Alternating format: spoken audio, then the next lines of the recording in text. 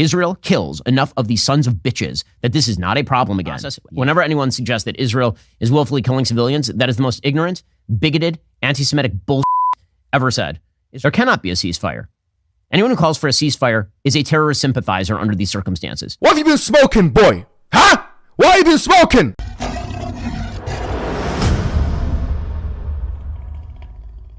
Assalamu alaikum wa rahmatullahi wa barakatuh. How are you guys doing? It's been a very volatile time because of the conflict, and it's been something which has really been, I'll be honest, infuriating me. It's making the entire Muslim ummah sad. It's making us very angry at the same time. Today I'm going to be refuting Ben Shapiro. I've refuted him in the past, and I'm going to be refuting him again. But before I do so, I just want to make something very clear. A lot of the people that are coming out and discussing some of the protests and some of the demonstrations or whatever that are being conducted by some pro-Palestinian sympathizers are framing it as some kind of celebration for the civilian deaths on the Jewish side. Now, what I'll say is this unequivocally. First of all, that's slander, quite frankly. And pro-Palestinianism is not equatable with anti-Semitism. It's not equatable with celebrations for Hamas. It's not killing civilians or whatever it may be. It's not equated with any of those things at all. And the flag of Palestine doesn't symbolize, and it will not symbolize, and it cannot symbolize, and it has not symbolized, civilian death or the celebration of civilian death. We don't celebrate, and this is a caveat I'm going to make, a disclaimer that I am going to make. Yes, we do not celebrate any death of any civilian from any religion or any background. No man, no woman, no child. And that is not despite the Islamic teachings. That is because of the Islamic teachings. Yes, the Prophet Muhammad sallallahu alaihi wasallam unequivocally told us that the killing of women, of children, the mutilating of bodies, and so on and so forth, all of those things are unacceptable. And this is all in narrations and hadith which are muttafaqun alayh, which are authoritative and authentic. So there's no doubt about that.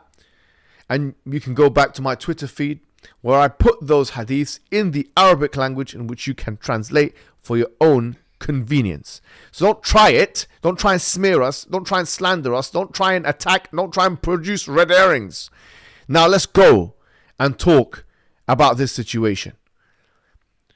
First and foremost, I'll say, yes, we condemn any woman, child, or whatever it may be that's being killed who's Jewish and who's not a non-combatant.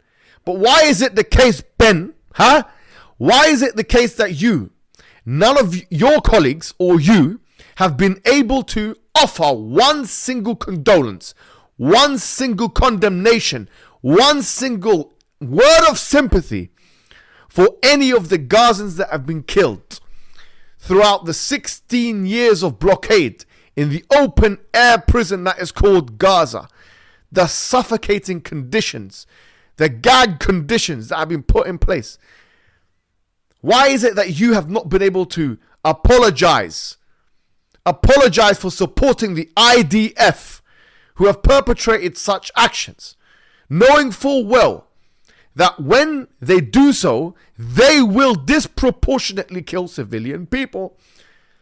Why is it that in the imagination of the Western media, when someone is killed who is a Jew, who has a European Jew, frankly, a European Jew, who has lighter skin, that must be cried about and all the leaders must say something, but that if the Palestinian children, if the Palestinian women, if the Palestinian elderly are bombarded, actually the blessings are given. Not only that, encouragement is given for such a thing. Tell me why. Give me a reason. The first thing I want to respond to is something that you mentioned in your video. Talk about Amalek. Now, for those who don't understand who Amalek are a group that are mentioned in the Hebrew Bible or the Old Testament. And if someone knows, for example, the book of Samuel, 1 Samuel chapter 15 verse 3, then we'll know that there is a genocidal prescription.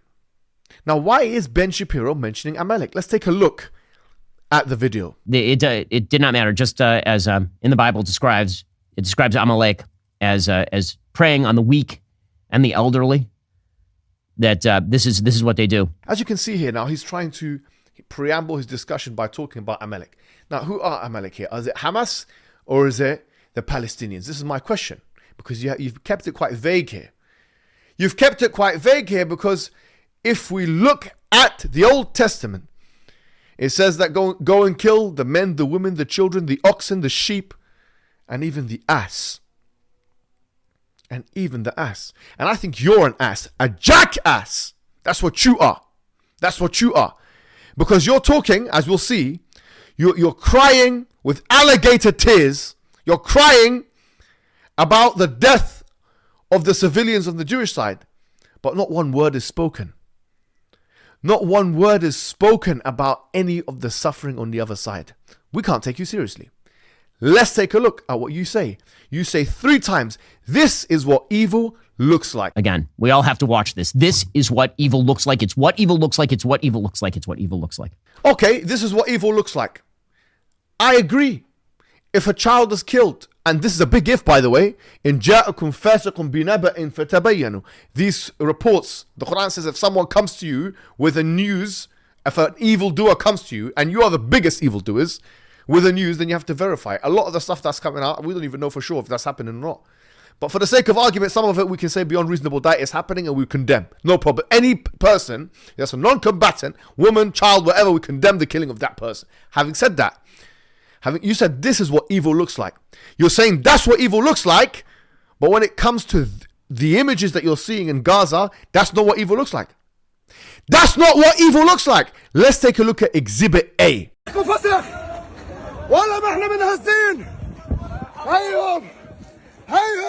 That's not enough for you.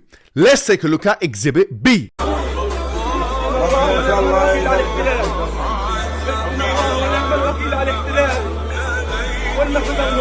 Statistically and objectively, if you look at all the operations that have been done, Operation Cast Lead, Operation Protective Edge, the 2021 operation, and then this operation, all of those operations in the 16 years that Gaza has been blockaded, how many Palestinians have died?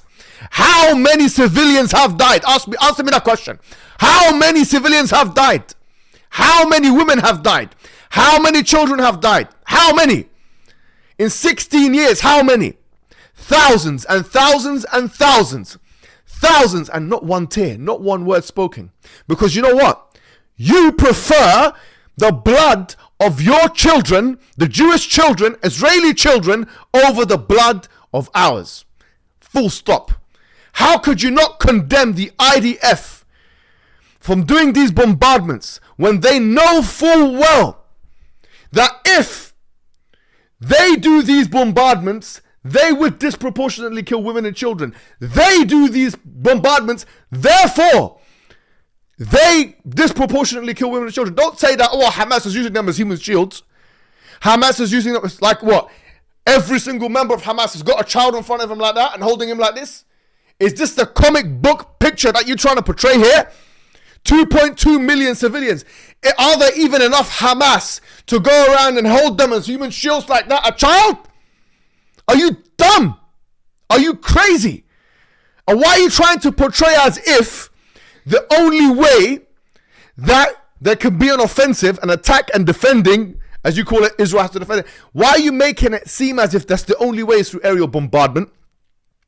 Where the vast majority of people that are going to be killed are going to be men, women and children that are non-combatants? Surely there can be boots on ground. Surely you can be a man. The IDF can be men, real brave, real gallant, real courageous, which is something you can't fathom or don't know anything about. You have no fortitude at all. You have not shown any ability to engage with people even on an intellectual and conversational level. That's how lacking of fortitude that you are.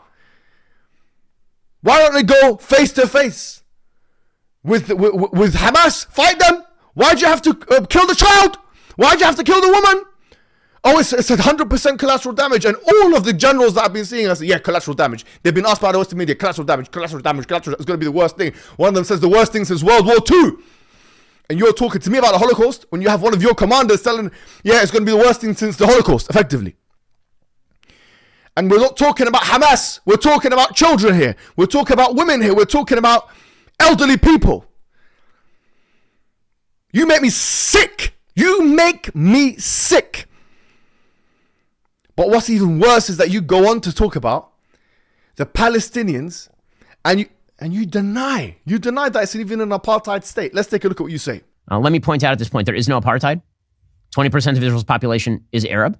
So you deny that Israel is an apartheid state? Why don't you look at any factual definition of what apartheid is? Apartheid is when there's discrimination based on race. A good example of that is South Africa. In a state, are you telling me Sheikh Jarrah was not apartheid? Are you telling me what happened in Sheikh Jarrah when there was dispossession, when there was detainment, when there was not a fair chance for the Muslim Palestinians, or not even Muslims, it could be any Palestinian, Christian even, that they would not have a fair judiciary crack at the whip? You're telling me this is equivalent to this? This guy's rights are equivalent to these guys' rights? Are you dumb? Are you mad? Are you crazy? What have you been smoking, boy? Huh? What have you been smoking? Your voice is so high, we've been taking some helium? Are you crazy? Are you mad? Don't go there. And what's even worse is that you go further than this. You talk about the annexation. Listen to this. This guy who thinks he's talking about, he's calling everyone else Nazis, but he seems to have the most fascistic and authoritarian dictatorial prescriptions. He's calling everyone else, all of his rivals, as Nazis. The Hamas Nazis, this Nazis, that one Nazis, the left-wing Nazi. Yeah.